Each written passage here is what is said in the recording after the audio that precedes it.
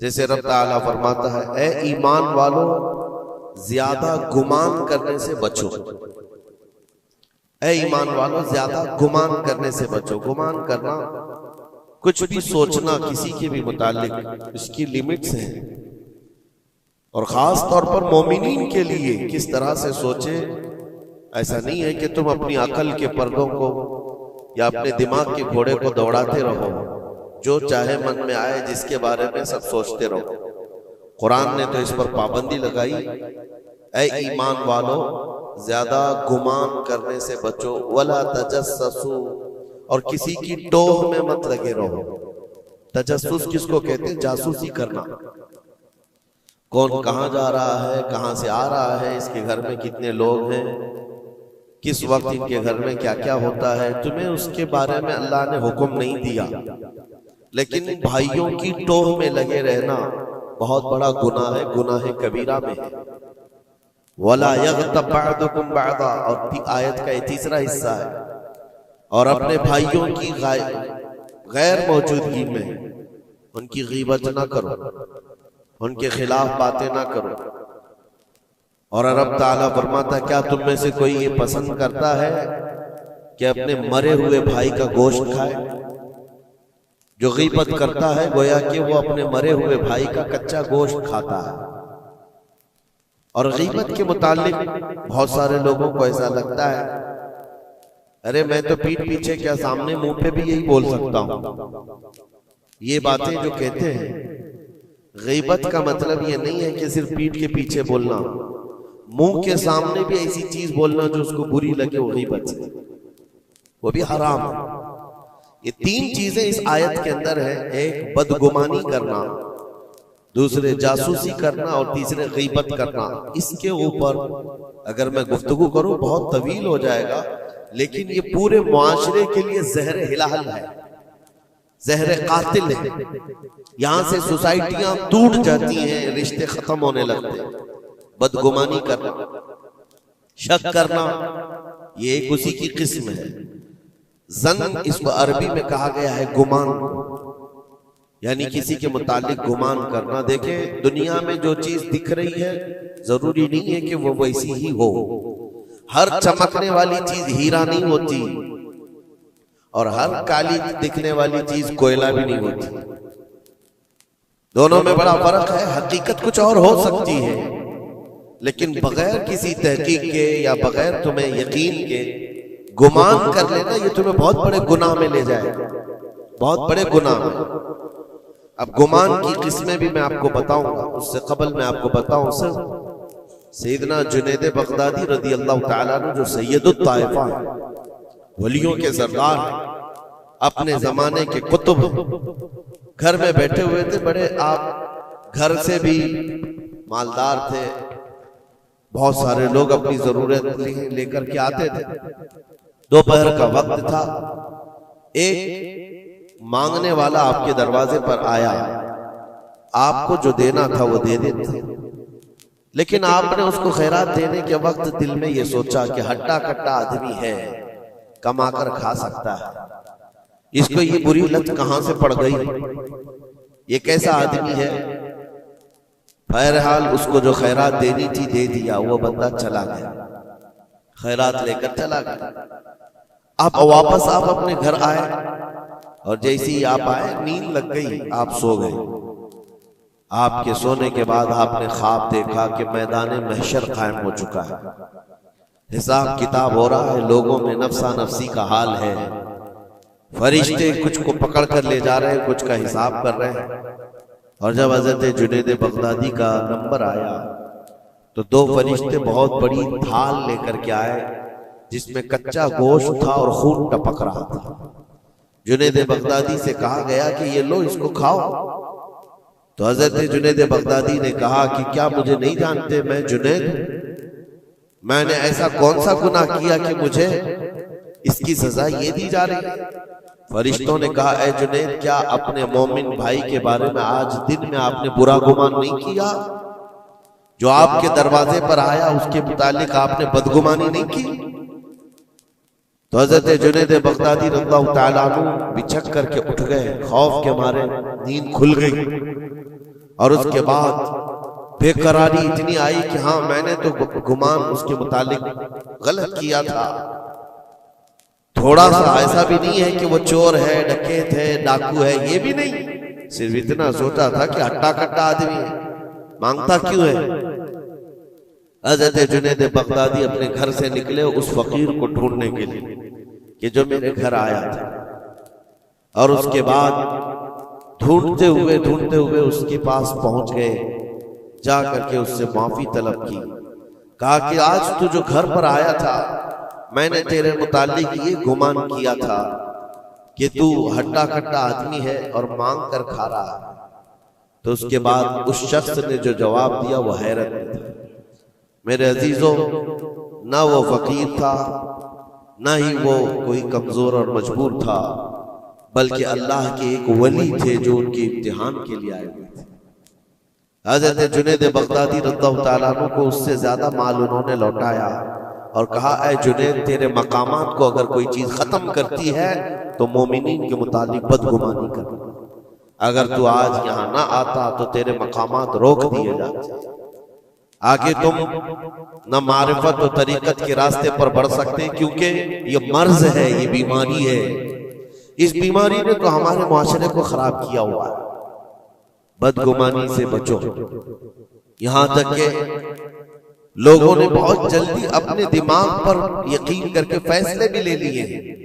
आप मिसाल के तौर पर किसी घर से कोई निकल रहा है और आपने फौरन ये गुमान कर लिया कि ये इस घर में बदकारी करने के लिए गया था।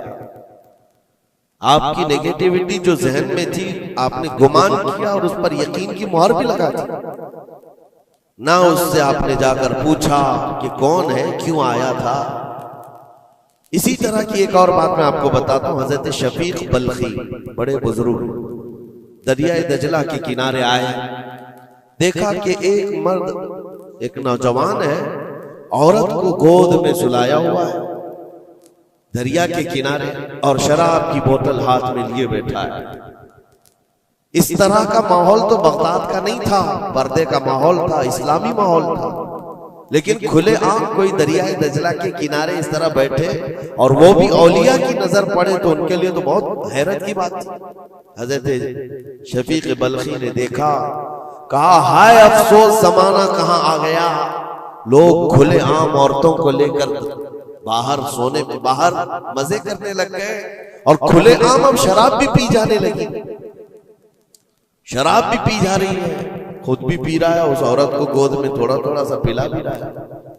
हजरत शफीक बल्खी ने कहा कि बहुत सख्त हालात हो गए बगदाद में, इतनी अय्याशियां मैं पहली मर्तबा देख रहा हूं। इसी असना में एक कश्ती दरियाए दजला में हिचकोले खाती हुई आ रही थी और उस कश्ती का बैलेंस बिगड़ा हुआ था, वो आगे बढ़ नहीं पा रही थी।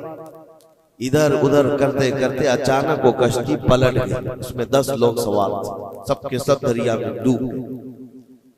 ये जो नौजवान किनारे पर बैठा था, उस औरत को जो गोद में लिए बैठा था, औरत को उठाया और उसको साइड किया, भागता हुआ गया दरिया के पार, यूं हाथ डालता था, एक आदमी को निकालता था और बाहर करता, ना उसके पांव पानी में डूबते थे।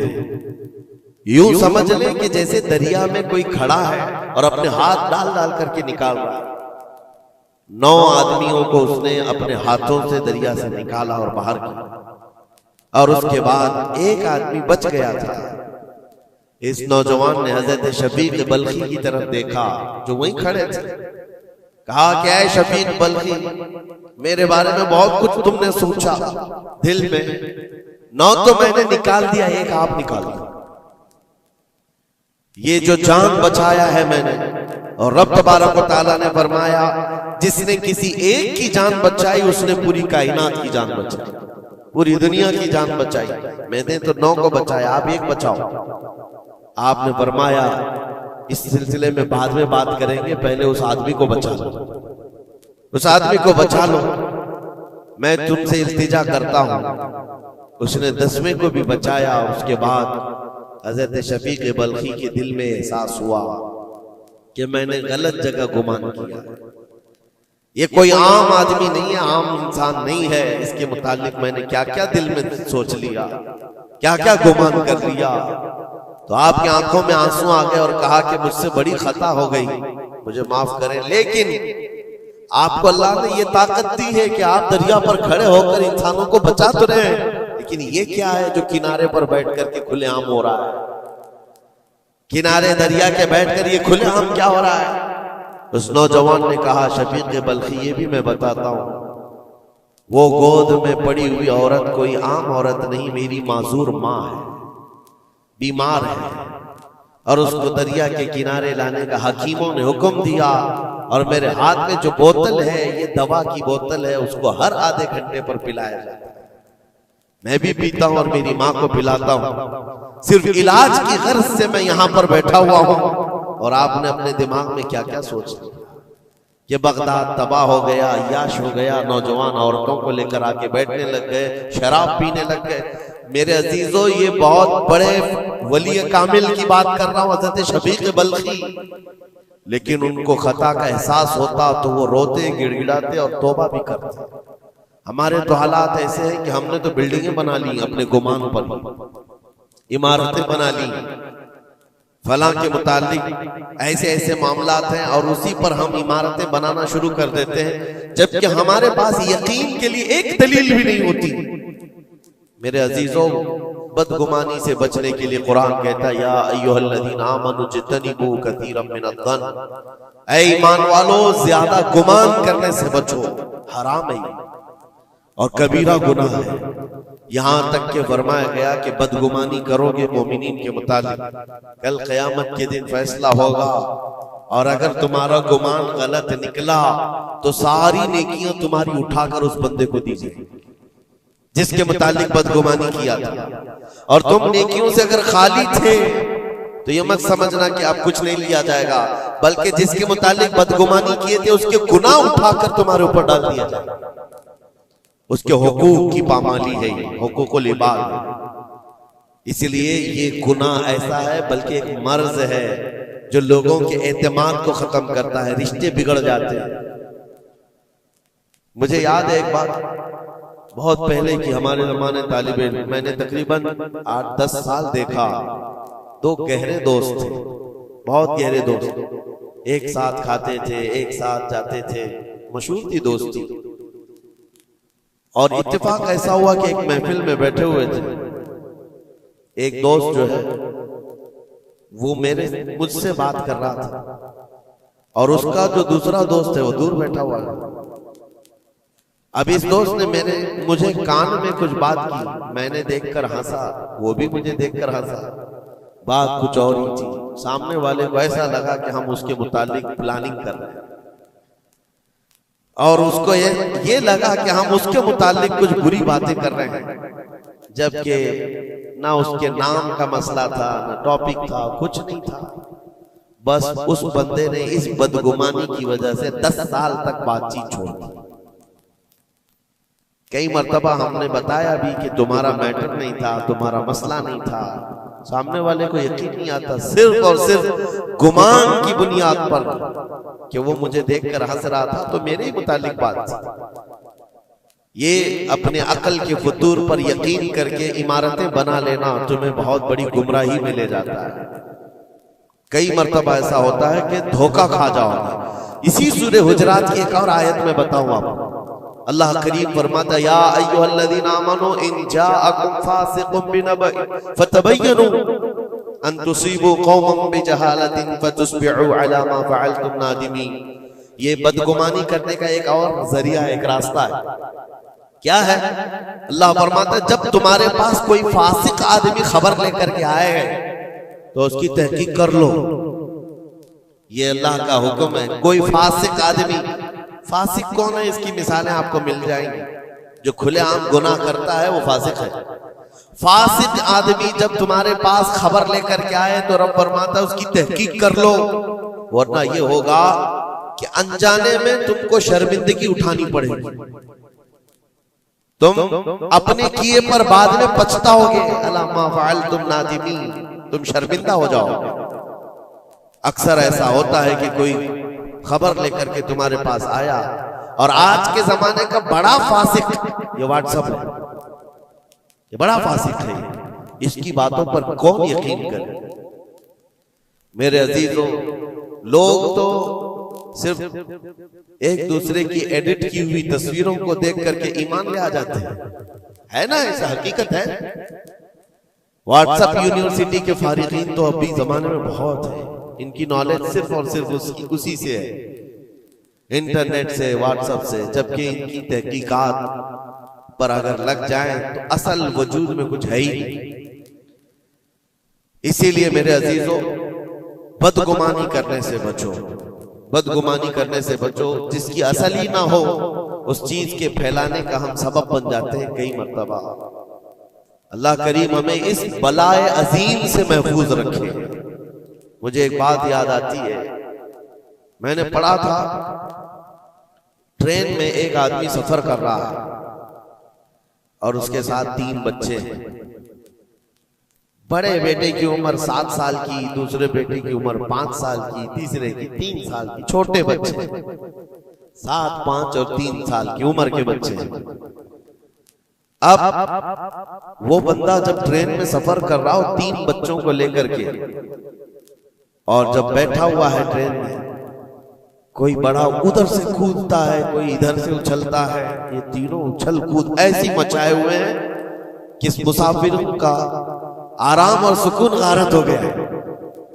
थोड़ी देर तो कोई बर्दाश्त कर लेगा, और उसके बाद मुसाफिर देख रहे हैं दूसरे। बड़ा मसला तो ये है कि उछल कूद तो बच्चे कर रहे हैं, बाप एक जुमला भी उनको मना नहीं कर रहा। ना बड़े से कहता है कि बैठ जा, ना छोटे को संभालता है। उछल कूद कर रहे हैं और ये खामोशी से बैठा हुआ है कोने में। सामने के पैसेंजर देखते रहे और कहा कि कितना बेगैरत आदमी है, बच्चों को ऐसे ही खुलेआम छोड़ा हुआ है, बैलों की तरह नाच रहे हैं। अब कानाफूसी भी शुरू हो गई। थोड़ी देर के बाद जब ये ज्यादा हो गया तो लावा फट ही जाता है लोगों का। कोई किसी की गोद में कूद पड़ रहा है, कोई उछल कूद करते हुए बच्चा किसी के यहाँ लटक जा रहा है। 1 घंटा तमाशा हुआ तो उसके बाद लोगों के सब्र का दामन छूट गया, बोलना शुरू कर दिया।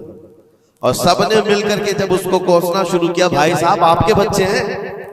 उसने कहा मेरे बच्चे हैं। कहा कुछ तो तमीज सिखाओ, सफर के आदाब तो बताओ। कोई वहां से कूद रहा है, कोई यहां से कूद रहा है, सारे लोगों का आराम गारत करके रखा है इन बच्चों ने। आप बाप हैं, आपको तमीज नहीं आती, आपको तरबियत का अंदाज नहीं मालूम। सबकी डांट डपट सुनता रहा और उसके बाद थोड़ी देर के बाद फुर्राई हुई आवाज निकली उसकी, दर्द भरी आवाज निकली। कहा मैं इनको तरबियत अच्छी तरह से देता हूं, तमीज भी है सब, लेकिन मसला ये है कि आज ही सुबह इनकी माँ मेरी बीवी का घर में इंतकाल हो चुका है।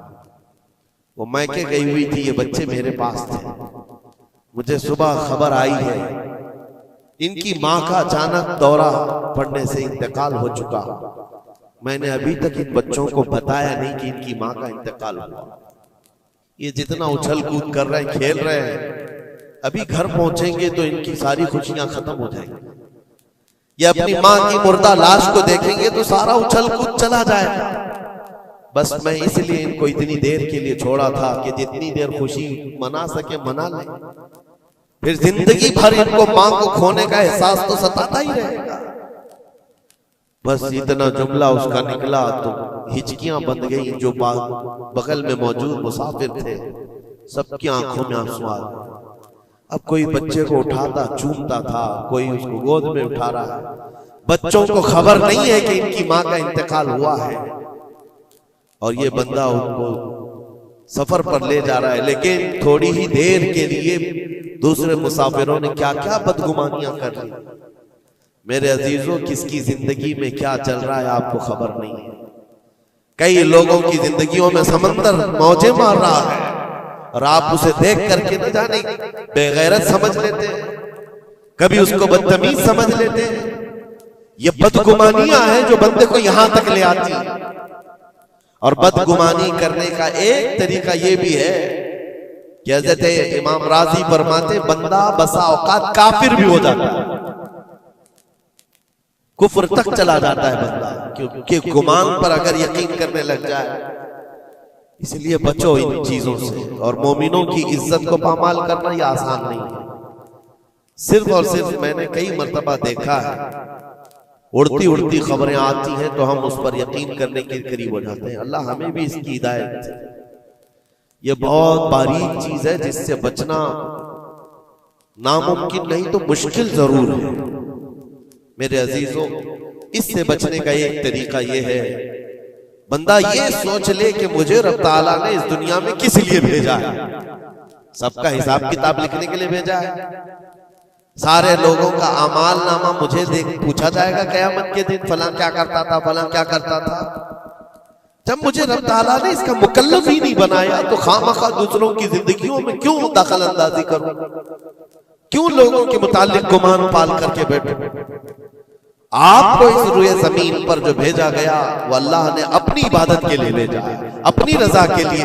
हम उसकी रजा तो हासिल ना कर सके, उसकी इबादत में कामिल हो नहीं सके, और दूसरों के अयूब पर हम लोगों ने अपनी पूरी एनर्जी खर्च करना शुरू कर दिया।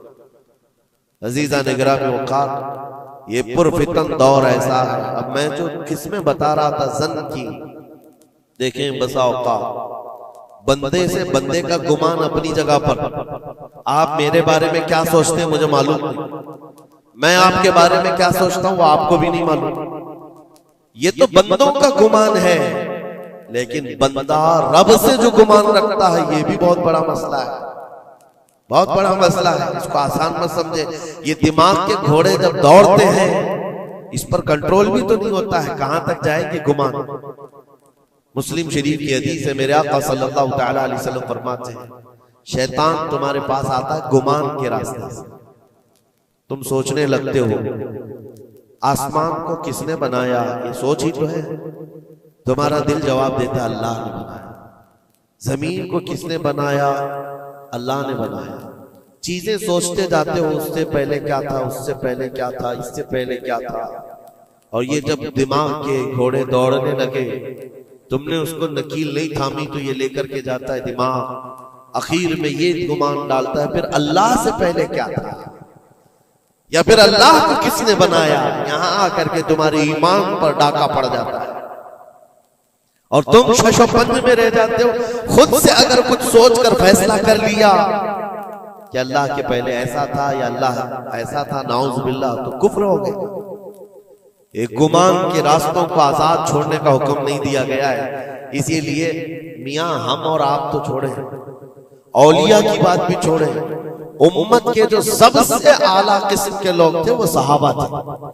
सबसे आला, कयामत तक पैदा होने वालों में जो सबसे अच्छे थे अल्लाह ने उनको सहाबी रसूल बनाया। सहाबा इकराम बात कर रहे थे आपस में, किस मसले में, तकदीर के बारे में, तकदीर के मुतालिक बात करें। तकदीर के बहुत सारे मसले, इसमें दिमाग की गिरें ऐसी आजाद हो जाती है, बंदा सोचने लग जाता है। तकदीर क्या है, जो कुछ भी दुनिया में होने वाला है अल्लाह ताला ने उसको पहले से लिख दिया है। ये यकीन है कि नहीं आपका तकदीर? और तकदीर का इनकार करने वाला काफिर है। यानी जो कुछ अच्छाई या बुराई जिंदगी में हो रही है अल्लाह ने इसको पहले से लौहे महफूज में लिखा, ये तकदीर है।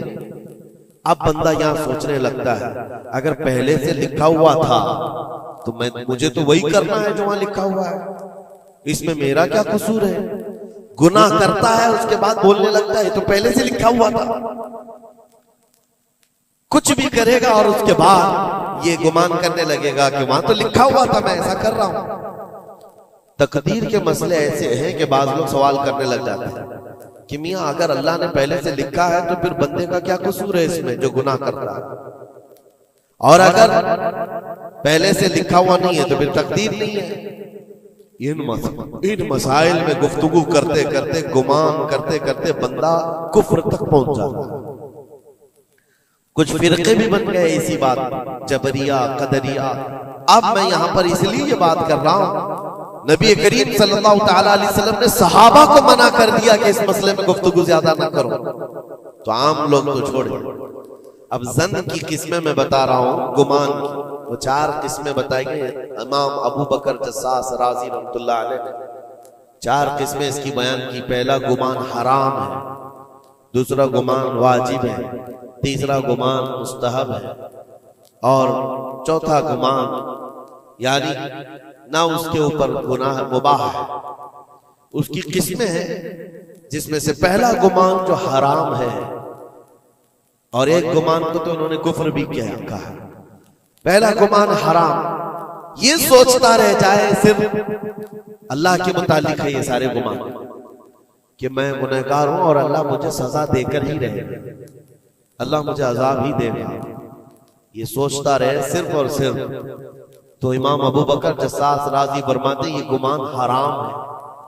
रब कहार जरूर है, रब जब्बार जरूर है, लेकिन गफ्फार भी है और सत्तार भी। तुमने अगर सिर्फ यही गुमान किया कि मुझे सजा देगा, मुझे सजा देगा, तो ये गुमान हराम है। इस पर मुझे आला हज़रत फाजिल बरेलवी रहमतुल्लाह तआला अलैह की बात याद आती है। उनका गुमान कैसा था? सोचते थे बारगाह मुस्तफा करीम, कहते हैं डर था कि इसियां की सजा अब होगी या रोजे से सजा। डर था कि गुनाहों की सजा अब होगी या रोजे जजा। दी उनकी रहमत ने सदा, ये भी नहीं वो भी नहीं, यहां भी नहीं होगी वहां भी नहीं होगी, रहमत ने सजा आवाज दी। हाँ, गुनाहों के मुतालिक हमें तो गुमान है कि सजा होगी। मेरे अमाल का बदला तो जहन्नम ही था, मैं तो जाता मेरे सरकार ने जाने न दिया। ये गुमान है। बारगाह मुस्तफा में गुमान आला रखो, और रब ताला के मुतालिक जब गुमान करना हो तो हदीस कुदसी है, मुस्नद अहमद की हदीस है। अल्लाह ताला फरमाता अना इंद ज़न्नी अब्दी बी, मैं अपने बंदे के गुमान के मुताबिक सुलूक करता हूं। बंदा मेरे मुतालिक जैसा गुमान करता है मैं उसके साथ वैसा सुलूक करता हूं। अब तुम्हारा है, ये तुम्हारी मर्जी है। और हदीस का आगे का टुकड़ा भी है, फल यदुन मा शा अबी, बंदा जो चाहे मेरे बारे में गुमान कर ले। तुम सख्त किस्म का खुदा गुमान करके बैठे हो, सख्तियों का सुलूक हो जाए।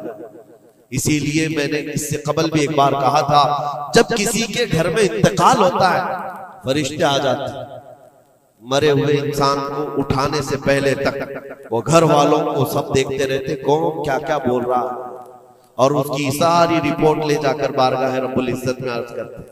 अल्लाह ताला पूछता है फरिश्तों से, आज इस घर में एक जान को हमने लिया, वो लोग मेरे मुतालिक क्या गुमान कर रहे थे, क्या सोच रहे थे और क्या कह रहे थे?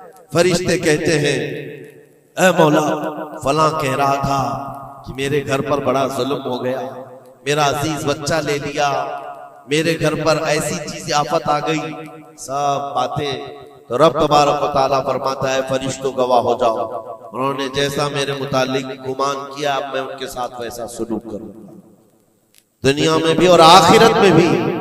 और फिर किसी घर से फरिश्ते जाते हैं जो नेक लोगों का होगा, रब ताला पूछता है यहाँ क्या कहा जा रहा था मेरे मुतालिक, क्या सोचा जा रहा था? फरिश्ते कहते मौला उनके घर पर बड़ी गम की बात थी, बड़ी मुसीबत थी, उनके बाप का इंतकाल था, लेकिन हर कोई कह रहा था इन्ना लिल्लाहि व इन्ना इलैहि राजिऊन, हम अल्लाह के लिए हैं और अल्लाह ही की तरफ लौटने वाले हैं। रब ताला फरमाता है फरिश्तों तुम गवाह हो जाओ, इससे बेहतर उनको निअमुल बदल दुनिया में दूंगा और उससे बेहतर आखिरत में अता करूंगा।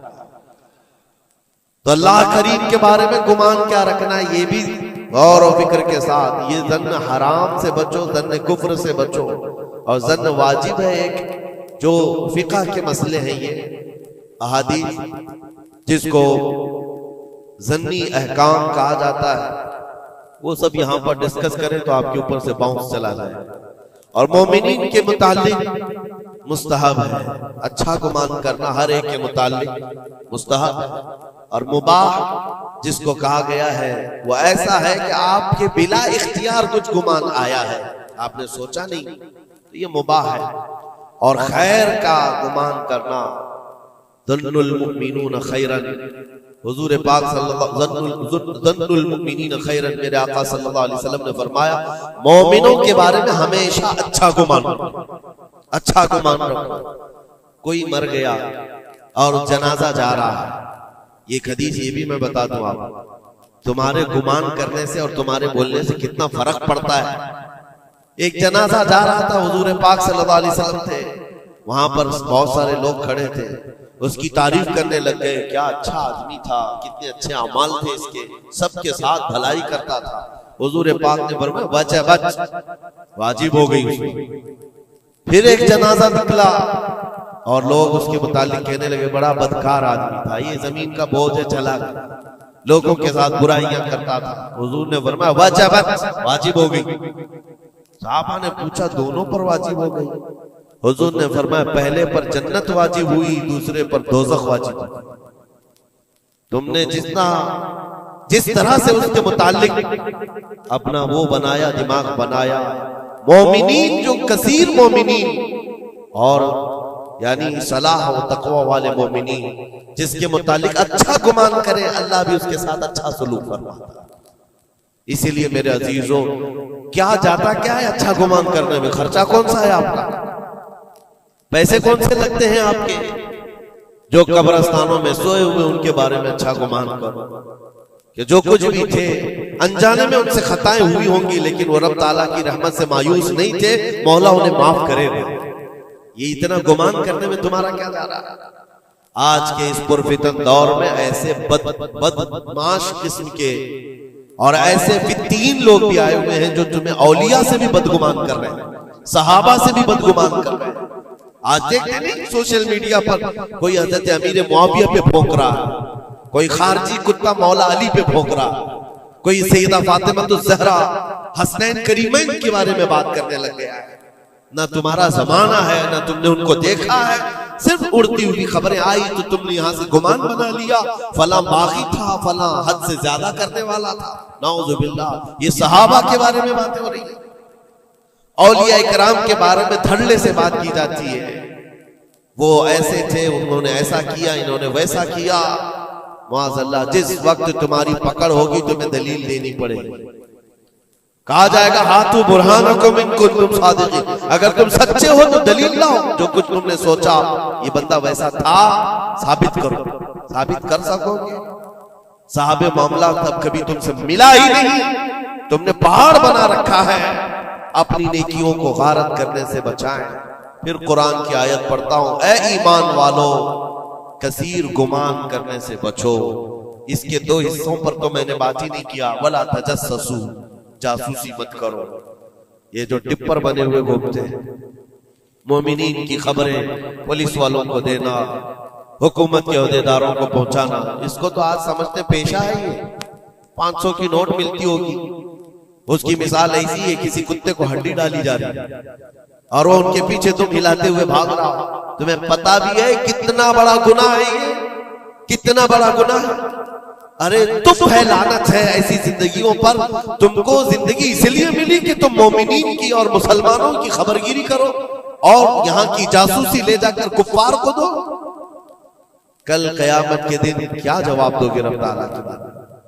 रब तबारक व तआला के उन बंदों के मुतालिक जो उसे अल्लाह पुकारते हैं, तुम इनकी खबरें ले जाकर उन कुफ्फार और मुशरिकीन को देना चाहते हो जो हमारी जान के प्यासे हैं। मुसलमानों में से अगर कोई है तो बाज आ जाए, तौबा कर। इतना खतरनाक गुनाह है कि मरने के बाद कब्र में उसका चेहरा किबले से बदल दिया जाए। कब किबला से बदल दिया जाएगा उसका चेहरा, उसको किबले की तरफ रखने नहीं दिया जाएगा।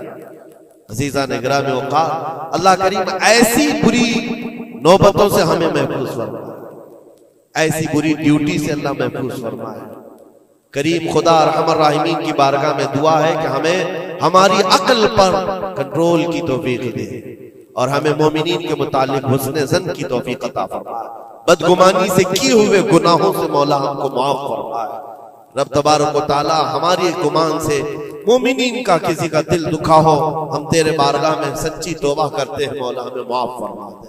व सल्लल्लाहु तआला अला खैरि खल्क़ि मुहम्मद व आलिहि व अस्हाबिहि अजमईन बिरहमत